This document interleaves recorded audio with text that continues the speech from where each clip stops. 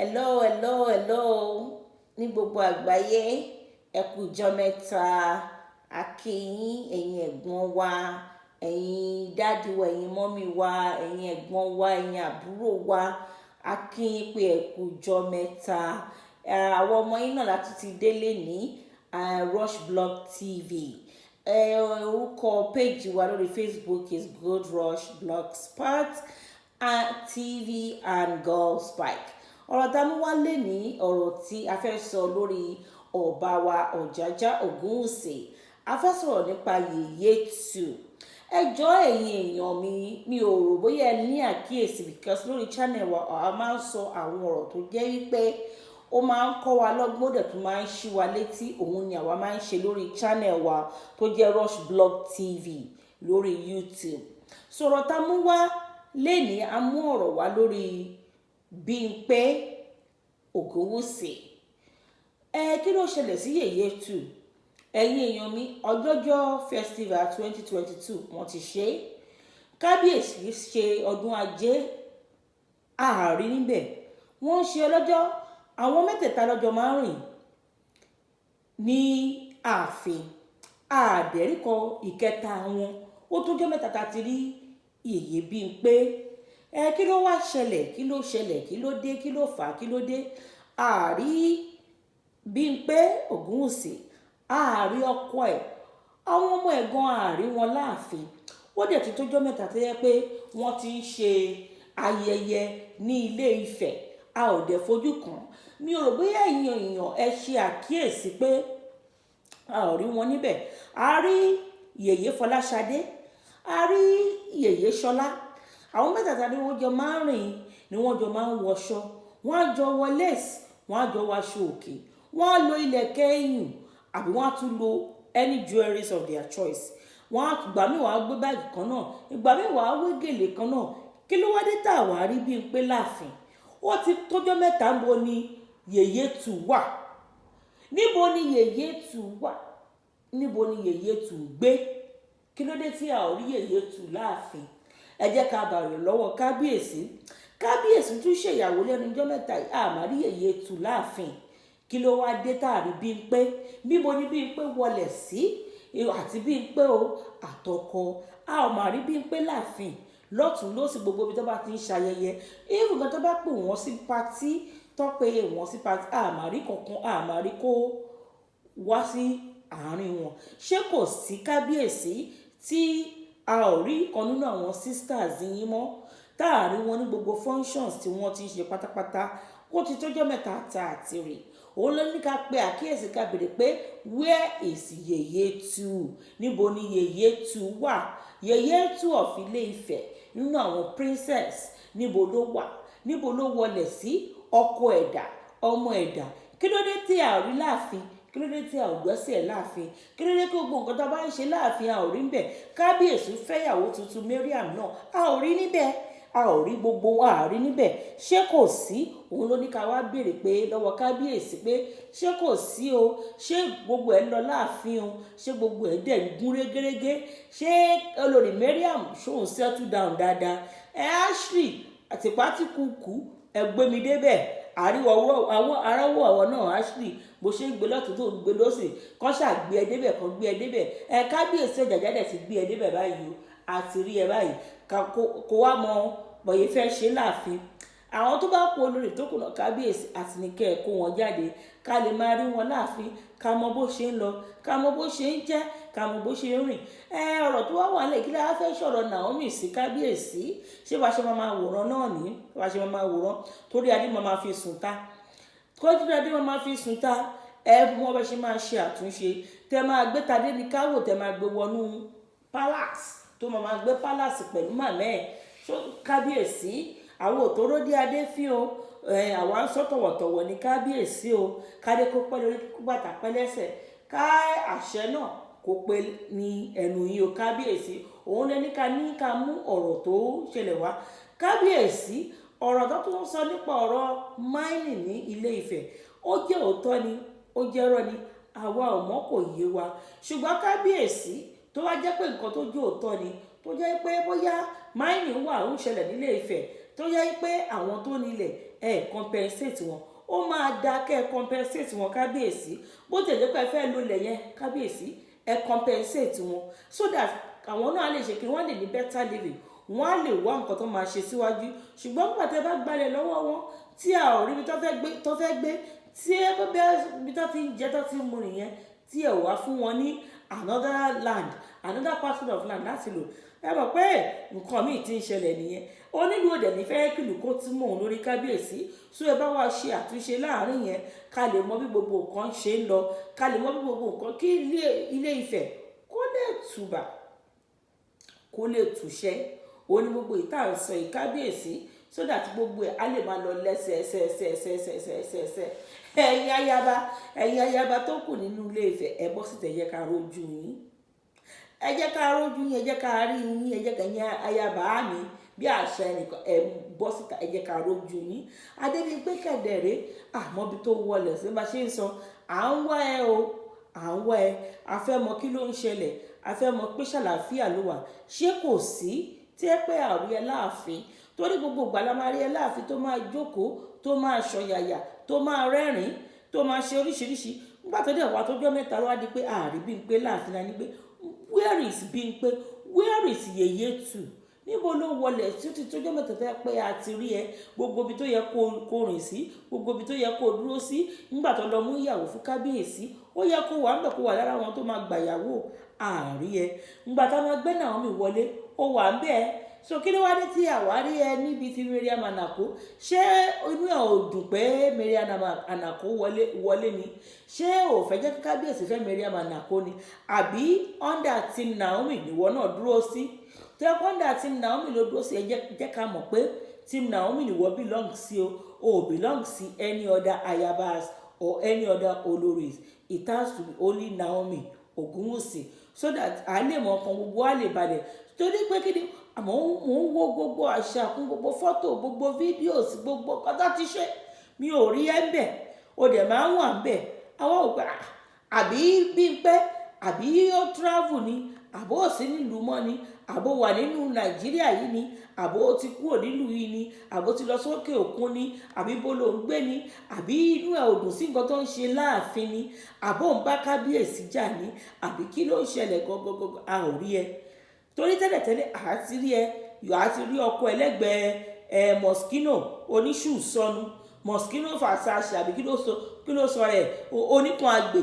Àárín yẹn tó yẹ kó gbogbo inbox obìnrin náà máa lọ káàkiri tó fẹ́ wọn, ó dẹ̀ níyàwó nílé. Gbogbo inbox obìnrin Moschino Versace ọkọ Ṣọlá, gbogbo obìnrin ló máa ṣe àìsí káàkiri gbogbo inbox ní gbogbo social media káàkiri.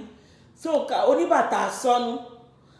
Ẹgbẹ́ ẹ̀ la a máa rí ọkọ Bímpé lẹ́gbẹ̀ẹ́ Moschino Versace àbí Moschino Givenchy ló pe rẹ̀. Ẹgbẹ́ ẹ̀ la máa ti àrí ẹ mọ́lẹ̀gbẹ́. Ṣé kò sí? Ẹ bá wa wá Bímpé síta o. Àwa ń bèrè Bímpé o, àwa nífẹ̀ẹ́ Bímpé la ṣe ń wá pé kí Bímpé bá wà ẹ bá wa gbé síta ká lè mọ ibi tó rìn sí àtòun àtọ́kọ ẹ̀. Àbí wọ́n ní kó má wá sáàfin mọ́ ni, àbí ìṣẹ̀lẹ̀ kan ló ṣẹlẹ̀ láàfin tí a ò mọ̀ ní. Ẹ jẹ́ ká mọ bó ṣe ń lọ, ẹ jẹ́ ká mọ bó ṣe dẹ̀ kábíyèsí. A tún gbọ́ nǹkan pé ibi tí olórí Naomi Ogunwusi tó ń gbé, ìyá Adéníkáwò, wọ́n ní wọ́n rẹ̀ tibẹ̀ ní kábíyèsí ọba Ilé-Ifẹ̀. Ṣé lóòótọ́ ni ibi tó rí adé ń gbé rented place ni? Kábíyèsí o kádé pẹ́ lórí wàdà pẹ́ lẹ́sẹ̀ o. Orí adé ò gbọ́dọ̀ sùn tà. Orí adé ò gbọ́dọ̀ sùn tà. Kábíyèsí tó yẹ kó bẹ́ẹ̀ ni àbó òótọ́ ẹ ṣàtúnṣe kábíyèsí. Ọmọkùnrin kan ṣoṣo tẹ̀sí nìyẹn. Ọlọ́run á dẹ̀ pèsè kẹ́bí sí káwọn olórí láàfin kan bí wàlẹ̀, kan bí sùn, kan bọ́kùnrin sí fún ipò. Ṣùgbọ́n Adéníkáwò ló ṣì wà lọ́wọ́ wa tá a ṣe ń wù lójú. Ibi tó yẹ kí kábíyèsí Adéníkáwò máa gbé, ibi tó wà befitting, ibi tó dáa, ibi tó yẹ pé ó ṣe ń yan ọgọ̀ tá máa náwó sí pé ọmọ àrólé Oòduà, ibi tó ń gbé nìyẹn. Kábíyèsí bó ṣe yẹ kó rí nìyẹn. Ẹ dẹ̀ mọ̀ pé Adéníkáwò ìlú àjòjì ló ń gbé. Ìlú àjòjì ló ń gbé l'Ákúrẹ́, kò ń ṣe Ilé-Ifẹ̀. Kábíyèsí ẹ má má jẹ́ kí Adéníkáwò kó dàgbà sí ìlú Àkúrẹ́. Ẹ má má jẹ́ kí Adéníkáwò dàgbà sí ìlú Àkúrẹ́. Ẹ má yẹ ká tójú ìṣẹ̀ṣe mọ́lẹ̀. ẹ má jẹ́ ká bá ẹ̀ṣẹ̀ ṣe jẹ́, ẹ má jẹ́ ká Adéníkáwò, ẹ má jẹ́ kó wọ padà sínú Ilé-Ifẹ̀ o, ẹ jẹ́ kí Adéníkáwò padà sí Ilé-Ifẹ̀ o, mò ń ké tó o, ẹ jẹ́ kí Adéníkáwò padà sí Ilé-Ifẹ̀ o, ẹ jẹ́ kó padà sí Ilé-Ifẹ̀, má jẹ́ kí Adéníkáwò dàgbà s'Ákúrẹ́ o, ẹ ṣàtúnṣe o, ẹ gbé Adéníkáwò padà o, ẹ gbé padà wá sí Ilé-Ifẹ̀ o, ẹ gbé padà wá sí Ilé-Ifẹ̀ o, èyí tó ṣe níta ní ìlú Àkúrẹ́ ti tó o, èyí tó ṣe níta ní ìlú Àkúrẹ́ ti tó, orí adé kì í sùta o, orí adé kì í sùta, má yẹ ká fojú egbò tẹ́lẹ̀ o, ẹ jẹ́ ká èyí tó bá yẹ ká ti ṣàtúnṣe o, èyí tó yẹ ká ti ṣàtúnṣe, kábíyèsí ṣàtúnṣe o, bóyá pé ẹ fẹ́ kọ́lé fún Naomi lẹ́yìn Ilé-Ifẹ̀ ní ẹ kọ́lé fún, ẹ jẹ́ kó gbé Adéníkáwò kó gbé wá sí Ilé-Ifẹ̀ o, ọmọọba kì í sùta o, ọmọọba kì í sùta o. Yèyé Fọláṣadé ẹ̀jọ́ níbo làbúrò yín wà? Yèyé Fọláṣadé Fádàìró ńbo làbúrò yín wà? Àbúrò yín Bímpé ńbo ló wà, ńbo ló wọlé sí? Ẹ̀yin nìkan là ń rí. Níbo làbúrò Bímpé wà? Ẹ bá wa gbé Yèyé Bímpé jáde, bá wa gbé Bímpé jáde o, ẹ bá wa gbé Bímpé jáde. Ṣé kò sí tẹ́pẹ́ àrí Bímpé níta? Tẹ́pẹ́ ìnìkan là ń rí lọ́tún lọ́sẹ̀, ẹ̀yin àti Ṣọlá, ẹ̀yin àti Ṣọlá nìkan là ń rí níta. Yèyé Fọláṣadé Fádàìró, ẹ bá wa gbé Bímpé síta, àtọkọ ẹ̀ àtọmọ ẹ̀ ńbo ló wà? Ó tójọ́ mẹ́ta tá a ti rí, ṣé kò sí? Àwọn wá Bímpé o, àwọn wá Bímpé Ògúnwùsì, ẹ bá wa gbé jáde o, àmọ́ ibi tó wà o, ẹ bá wa gbé Adéníkáwò wá sínú Ilé-Ifẹ̀ o, ẹ bá wa gbé Adéníkáwò padà, èyí tó ṣe níbi tó wà tó o, èyí tó ṣe l'Ákúrẹ́ tó o, ọmọ Ilé-Ifẹ̀ ní wá o, ẹ jẹ́ ká ẹ bá wa gbọ́mọ wa wọlé o, ẹ bá wa gbọ́mọ wa wọlé, kábíyèsí ẹ bá wa ṣàtúnṣe, ẹ jẹ́ ká bá wa ṣàtúnṣe ní bàbá gbogbo Yorùbá báyìí, kábíyèsí ẹ ní bàbá gbogbo Yorùbá ní gbogbo gbogbo mẹ́rin ní bàbá Yorùbá báyìí, kábíyèsí ẹ má jẹ́ ká máa wo bó ṣe ń lọ, ẹ má yẹ ká gbogbo bó ṣe ń lọ, gbogbo nǹkan tó bá yẹ kẹ́ ẹ ṣe látúnṣe, kábíyèsí ẹ bá wa ṣe látúnṣe. Mo tiẹ̀ láìkí mo ra yín tọdún yìí, Wakanda ni bàbá gbé Wakanda ní Wakanda forever, bàbá gbé Wakanda costume tẹ́ ẹ gbé wọlé ní ọjọ́ festival yẹn, kábíyèsí Ọ̀jájá kábíyèsí o, kábíyèsí o, àwọn ọgbọ̀n lórí adé fi o, àgbàgbọ́ ní kábíyèsí gbà tẹ́ gbé jáde nínú Ọ̀jájá yẹn báyìí, àfi bí ẹ pé coming to America ni, mo ní coming to America ni bàbá gbé jáde, Wakanda forever ni o, kábíyèsí costume yẹn ní agbára, ṣé ká tiger costume yẹn ó ní agbára, Wakanda forever ni o, Wakanda forever ni bàbá Ọ̀jájá o, kábíyèsí ẹ̀yin kan máa ń ṣẹ̀fìsì, ẹ láìkì ẹ̀fìsì, kábíyèsí Ọlọ́run, kó tó jẹ́ káwọn yẹn gbádùn náà nìyẹn, ìgbà tó jẹ́ kọ́ mú ojú kúrò lára yín náà nìyẹn, kábíyèsí ẹ láìkì bùgá, títí bàbá Ọ̀jájá láìkì bùgá, ẹ bùgá wọn wọlé ni pé ọlọ́jọ́ festival 2022 let me see you Wakanda bùgá wọn, kí bàbá Ọ̀jájá bùgá wọn 2022 Wakanda forever ni bàbá oníbàbà, wọ́n gbé coming to America wọlé ni, coming to America lọ́wọ́ kan, ẹni wọ́n fi coming to America ni bàbá mi gbé wọlé, Wakanda forever, pé ẹ kúrò lọ́nà, let me see you ọ̀ní Ọ̀jájá bùgá wọn, costume yìí ọdún yìí ó lágbára o bàbá, ó serious o, ẹ wo tó bá wà lọ fi di next ẹ bá lọ gbé devil wear Prada wálé o, ẹ bá gbé devil wear Prada wá o, tó bá ti di next year o, ẹ̀kọ́ fún wọn lẹ́fì sí lọ́dọọdún gbogbo lọ́dọọdún, kábíyèsí ó ní agbára o, kábíyèsí ẹ̀wọ̀n mi ìlera rẹ̀ ìgbà pọ̀ní fọ́tò yìí yẹn, ẹ̀rẹ́ pàwọ́ ní bàbá mi Ọ̀jájá Wakanda forever ni bàbá coming to America costume lẹ́gbẹ́ wọlé, ẹgbẹ́ coming to America costume ẹni wọ́n fi costume lẹ́gbẹ́ wọlé lọ́dún yìí, anyway adé pọ́dún kí bàtà pẹ́lẹ́ sí o, àwọn tó rí adé fi o,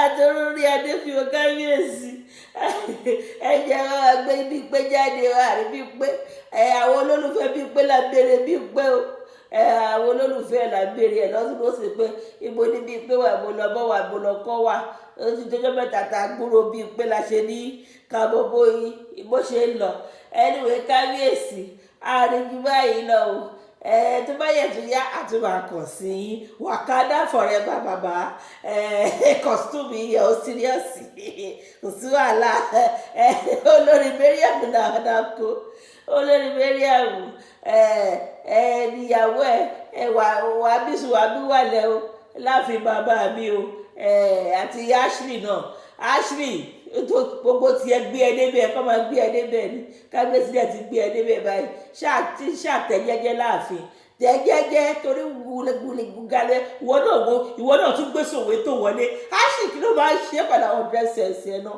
ṣùgbọ́n náà ṣé ọba South Africa ló fẹ́ ni àbí wò tún ní Soweto hat tí wọ́n tún gbé wọlé lọ́jọ́ festival ìwọ ọmọ Ashley ṣé ṣòsì kan ní láti ẹ̀rọ bó ṣe gbé Soweto wọlé bíi mama Zulu of South Africa ó tún gbé Soweto wọlé lọ́dún yìí mo ti rò pé mi rí ẹmà kébà ló gbọ́ nígbà mo tún rí wọn lọ́mọdé kí ló ń ṣẹlẹ̀ ní àmì Ọ̀jájá Ashley wọ́n tó tún gbé mi rí ẹmà kébà wọ́n jọ torí Ọlọ́run Ashley mo fọ́ náà bẹ̀ má dé fìlà ẹ̀ mọ́ mo fọ́ náà bẹ̀ torí Ọlọ́run kò fi ìtì ẹ ṣó ti yẹ kò fi ìtì àdé lọ́wọ́ wardrobe stylist ṣó ti yẹ òrí bèrè àmì òrí bó ṣe dúró very classy you know everything looks simple and nice gbogbo costume tó wọn náà ń dàbúrà yẹ ò ní ìdí ẹ̀ ṣó ti yẹ àti ẹ̀ ti yọ gbogbo àwọn oṣù tó máa ń fi pa ojú yẹn you know I'm a lover of tradition you know mo like ìṣẹ̀ṣe bọ̀gbọ́ àti sọ fún ẹ pé kò yẹ fi gbogbo àwọn oṣù tó bá fi sójú yẹn kó jẹ́ kó fáyìn dáadáa ìwọ tó rí ní pretty face náà lọ títí you know